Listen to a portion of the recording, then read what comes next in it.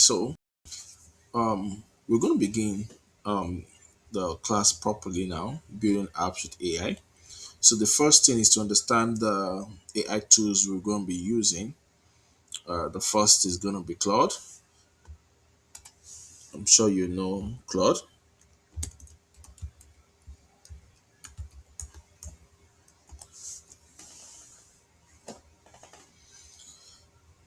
All right, so we'll be using Claude.ai. We're also going to be using ChatGPT. Don't worry, you don't have to get the premium copy plans for them. All right, it would be great if you can, but this is fine. Now, this is why we need these tools. I use Claude for research purposes, right? Because there's something we do in software development, and that's the first principles of, because we're going to be dealing with software development. So you're going to learn the principles of software development.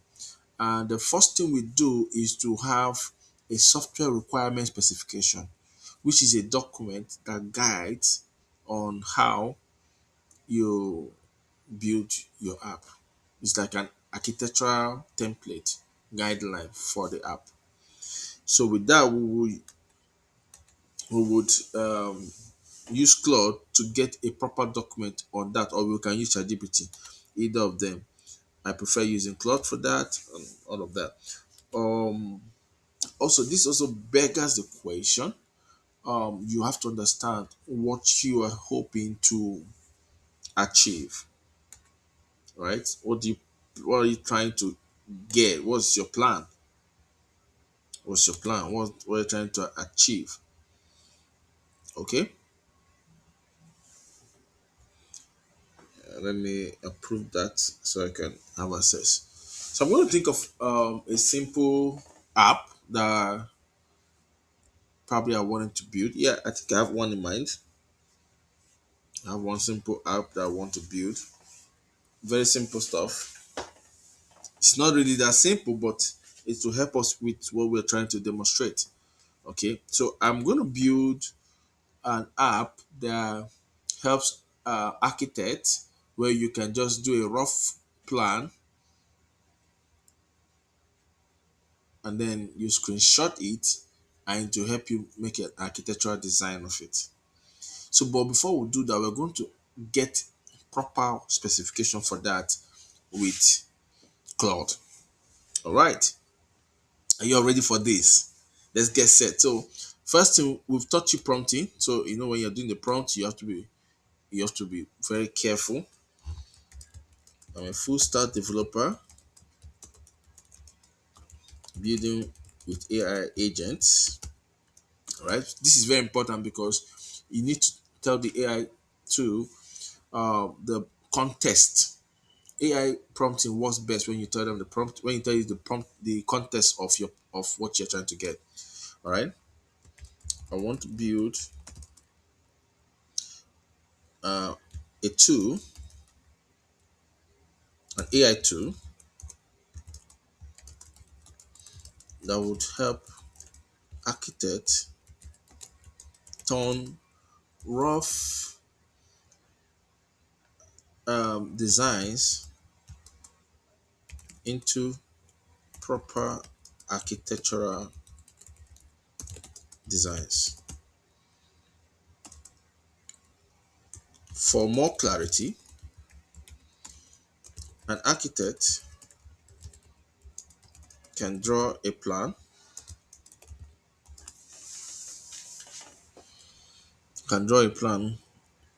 with a sketch,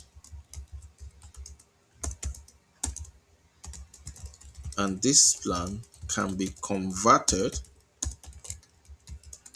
to an AI to a proper architectural design.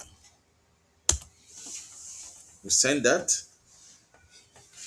so we'll see what it's going to do. So we're going to generate all the information and the plan for this app we want to build.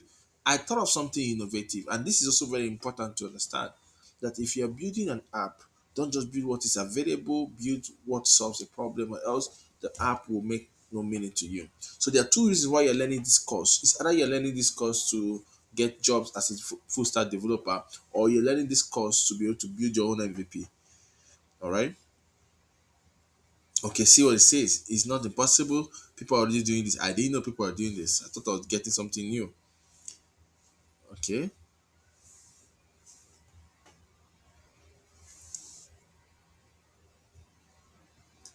All right.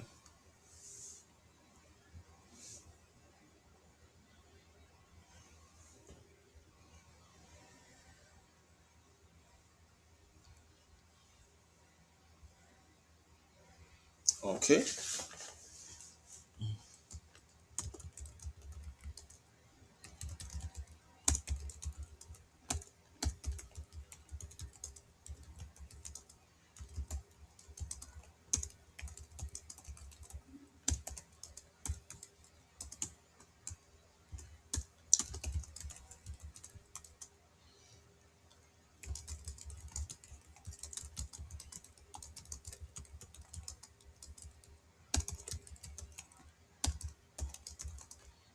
On a,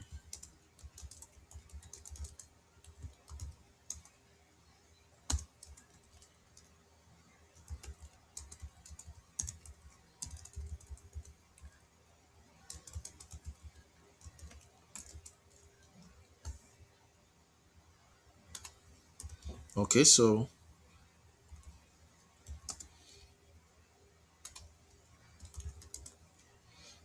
I'm giving it more details. So we gather this information. All right. We do that.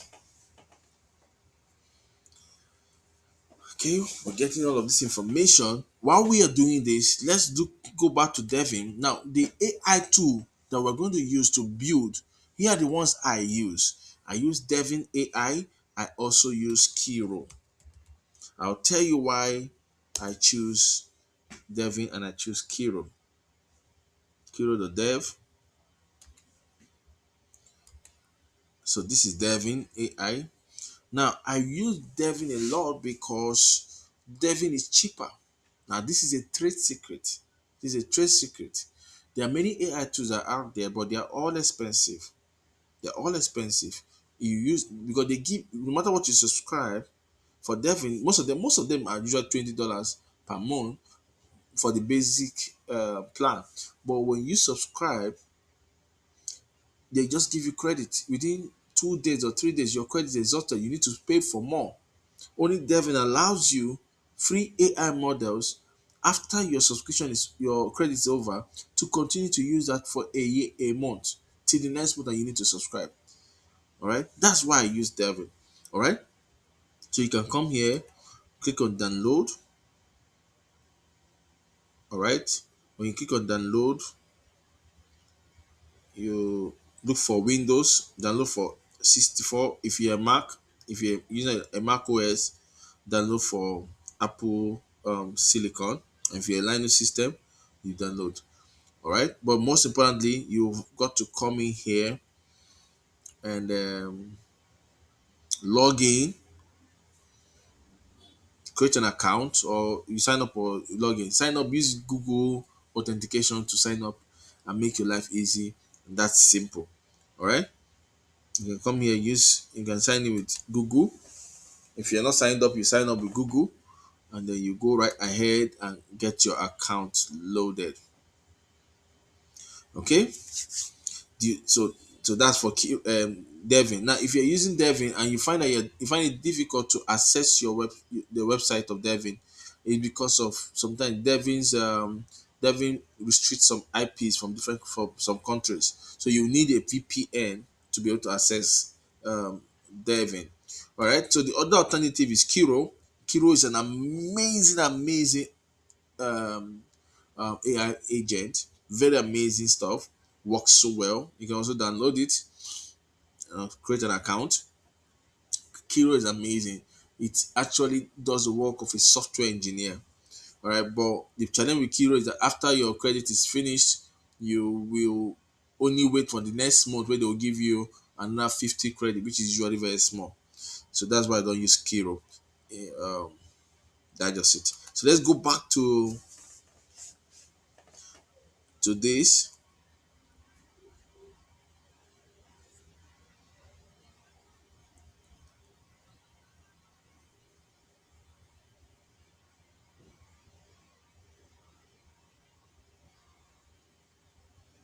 Okay.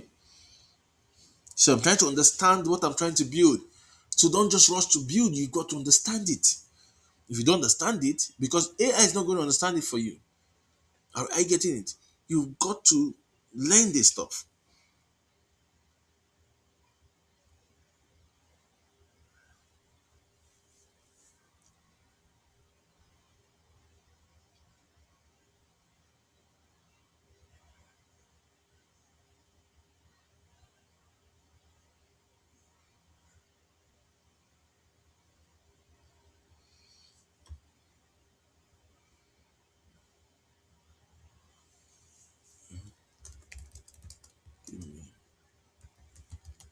Give me a detailed software requirement specification for this.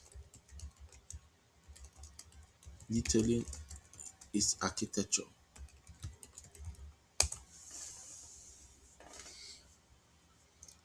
Okay. So this, you see, I have some projects running on Devin already. So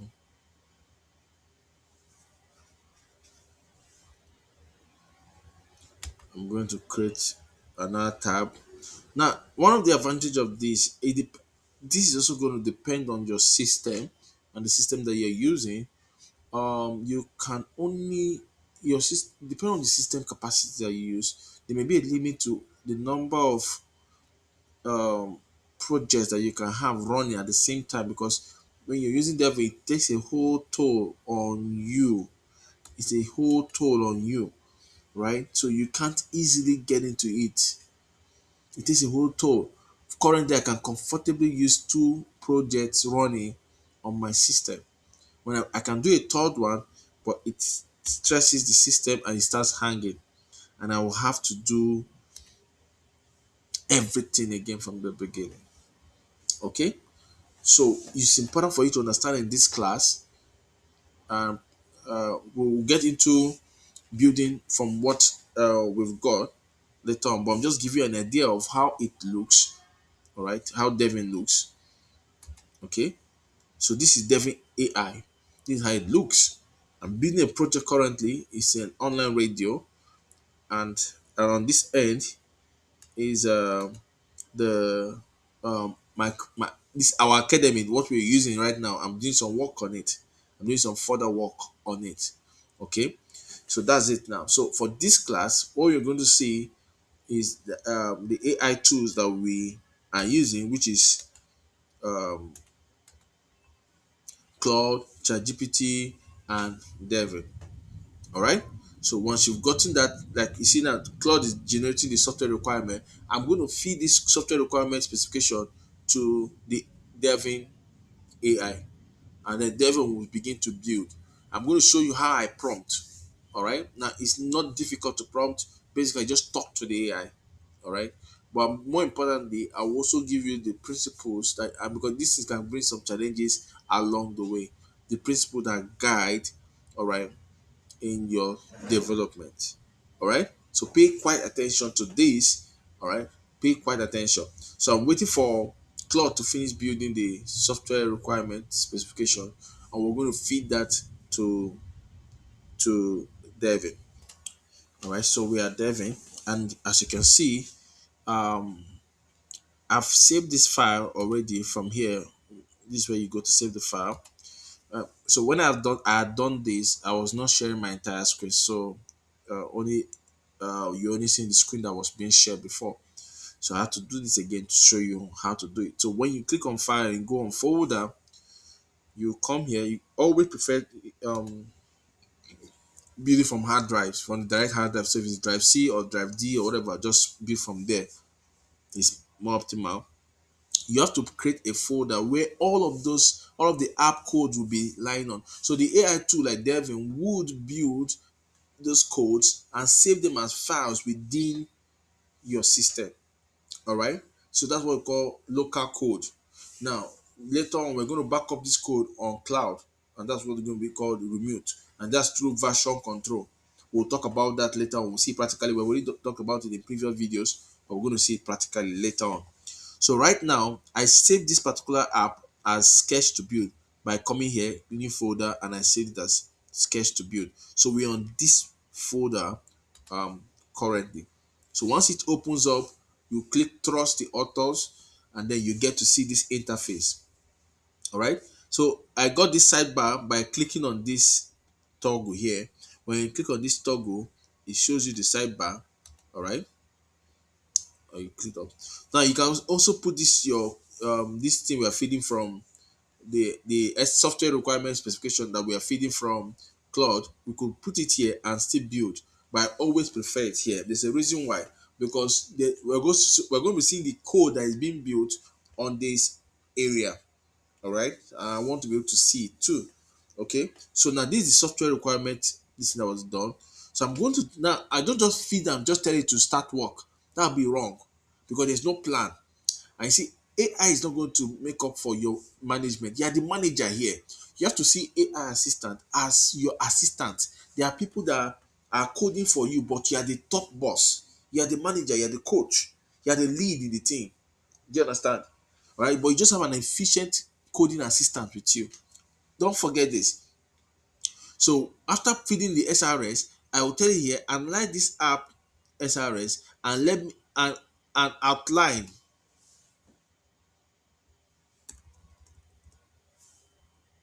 the task in phases. The reason is I want to have a plan. I want to have a plan. I want to build according to the plan. Do you understand? If there's any adjustment, we'll have a plan first before we do anything. If you don't build according to plan, you build carelessly. I made this error in the initial days when I was learning how to do this because nobody taught me. So I made this error, but I'm telling you this so you can avoid those errors. Always have a plan. So outline the task in phases and add to a to do. Okay, then I can go ahead and send the prompt.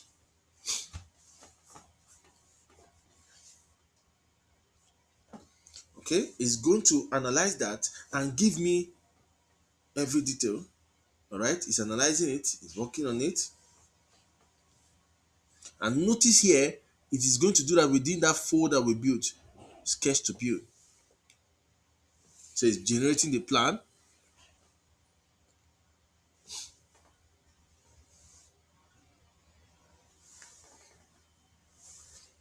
All right. Okay, so as you can see, it has finished the plan. So we can see it from phase zero. It's going to start with infrastructure scaffolding before anything can work. And that infrastructure scaffold is going to be monorepo structure, that means front end, back end services, shared types, Docker, CI/CD, backend framework, PostgreSQL, that's database, S3 compatible object storage, Measure Q. It's going to also use Redis.